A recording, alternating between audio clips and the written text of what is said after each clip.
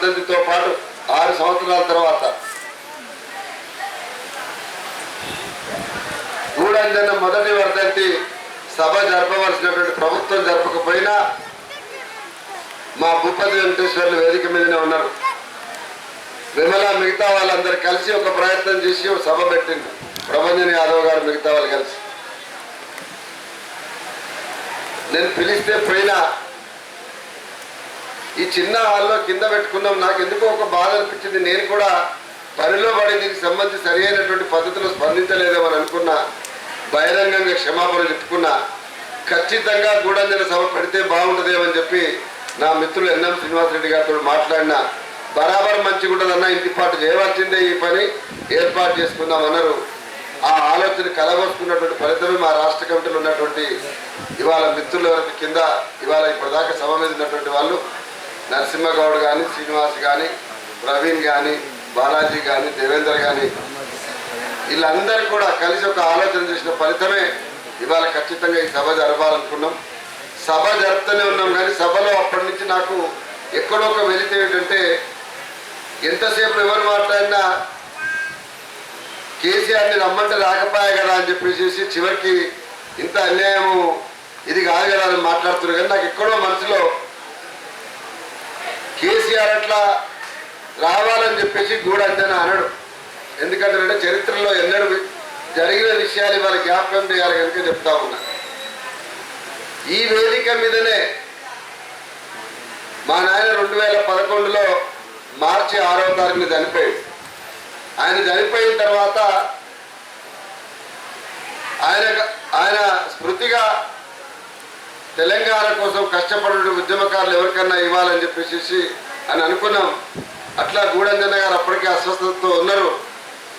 ఆయన నెక్స్ట్ సంవత్సరంలో ఇదే వేదిక మీద ఇక్కడనే చక్రాల బండి మీద ఏమకున్నది ఇంటి దగ్గర రామ్నగర్ ఇంటి దగ్గర నుంచి తీసుకొని వచ్చినాం. ఒక 10,000 రూపాయలు చేతిలో పెట్టి శాలువా కప్పి కాళ్ళకు మొక్కి వారికి నమస్కరించినాం. నిరంతరం ప్రజల గురించి మాట్లాడేటువంటి కేసీఆర్ గూడంజన్న కేసీఆర్కి సంబంధించినటువంటి పేరు వస్తే బాగుండని అన్నుంటాడా అని చెప్పేసి నాకు ఇప్పుడు ఒక బాధగా ఉండేది. ఇవాళ ఏమక్క చాలా స్పష్టంగా కోపం కూడా ఉన్నది. దయచేసి అట్లా అనవద్దు, నేను ఖండిస్తున్నా, ఆమెతో ఇప్పుడు మాట్లాడిస్తానే.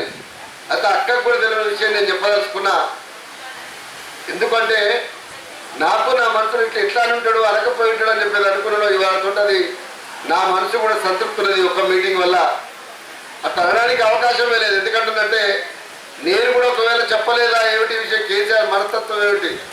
మొట్టమొదటిసారిగా గూడంజన్న తీవ్రమైన అస్వస్థతకు గురైనప్పుడు సికింద్రాబాద్ ఉన్నటువంటి యశోద హాస్పిటల్ తీసుకొని పోయాను. ఇంటెన్సివ్ కేర్లో అడ్మిట్ చేసింది. నేను మా వియ్యంకుడు వినయబాబు గారు ఇద్దరం కలిసిపోయినాం. అప్పటికి ఇంకా రిపోర్ట్స్ రాలే, అక్కడ కూడా వివరాలు రాలే.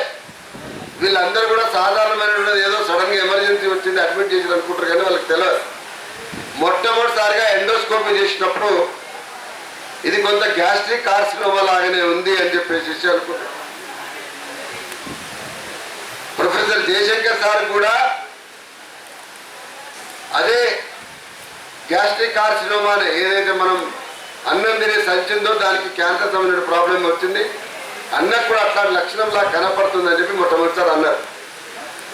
అన్న తర్వాత జనరల్గా మెడికల్ సిస్టమ్ ప్రకారం అయితే పైన ఉండేటువంటి పొట్ట దగ్గర ఉన్నటువంటి ఏ పార్ట్లో కూడా ఏ క్యాన్సర్ వచ్చినా కూడా బ్రతికేటువంటి అవకాశం అంతా కలిపితే 6 నుంచి 7 ఏడాది మాత్రమే ఉంటుంది. నేను ఆశ్చర్యపోయిన చూస్తూ ఇట్లా అయిపోయాయి కదా అని. వాళ్ళకు కూడా నేను చెప్పలే, కానీ కేసీఆర్ చెప్పిన నేను కూర్చోబెట్టి తెలంగాణ కోసం అనేక పాటలు రాసినటువంటి వాడు ఒక గొప్ప కవి. గూడంజన లాంటి ఒక గొప్ప కవి తన జీవితకాలం ఎంత దూరం ఉండదో తెలియదన్నా మనం పోవాలని నేను అడిగిన. ఆయన వాళ్ళ దానిలో పెద్ద లెక్కలో తీసుకున్నటువంటి స్పందించిన పద్ధతి కనపడలేదు. ఆ విషయం నా మనసులో నేను దాచుకున్న.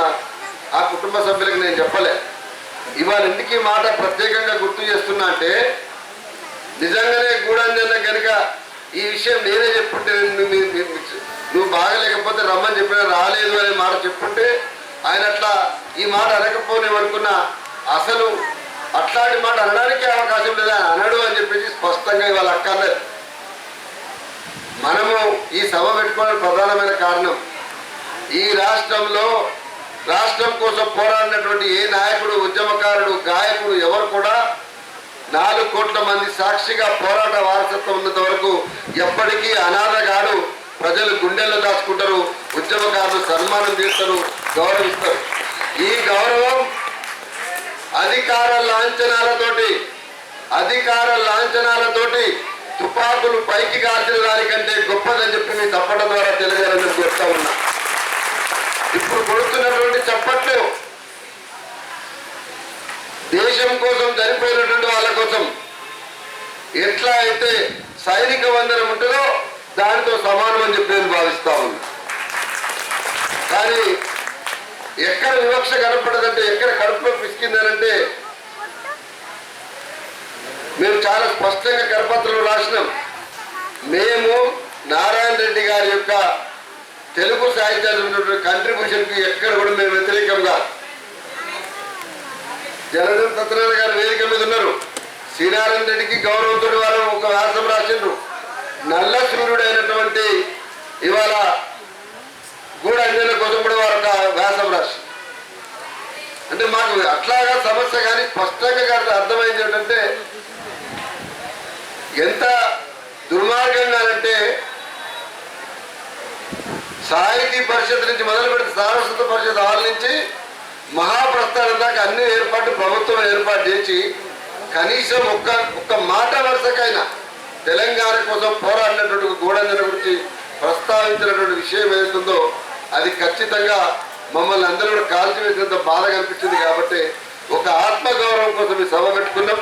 ఈ సభకు ఇవాళ పిలువంగానే ఏ పురుషమన్న పాట పాడి ఇవాళ ఊరు తొలగించాడు. ఉస్మానియా యూనివర్సిటీలో తెలంగాణ వాదాన్ని, అట్టడి వర్గాల ఆకాంక్షని మొత్తం బయటి ప్రపంచంలో నలగండి షరతు వచ్చింది. తెలుగు సాహిత్యంలో ఆనాడు ఈనాడు కృషి చేస్తున్నటువంటి బస్నూరు రవీందర్ వచ్చినారు. సూరపల్లి సుజాత వచ్చింది. ఉద్యమాల ఉపాధ్యాయుడు ఇవాళ మా ఊసాన్న వచ్చిండ్రు. జలజం గారు సీనియర్ విద్యావేత్త 1969లో పనిచేసిండ్రు. చర్చలు చంద్రబాబు 69 ఉద్యమకారులు మా శ్రీహరి రామరాజు వీళ్ళందరూ వచ్చినారు. భూపతి మనం ఏర్పాటు చేసి జేఏసీ వస్తుంది. మొత్తం మా 10 జిల్లాలో పాత జిల్లాలో ఉన్నటువంటి కమిటీలో వాళ్ళందరూ కూడా వచ్చింది. వారందరికీ పేరు పెన్న నేను ఉద్యమాభినందనలు తెలియజేస్తామన్నా. ఇంకా అందరిని పిలిచిన మనం జయరాజుని మిగతా అందరిని కూడా పిలిచినాం.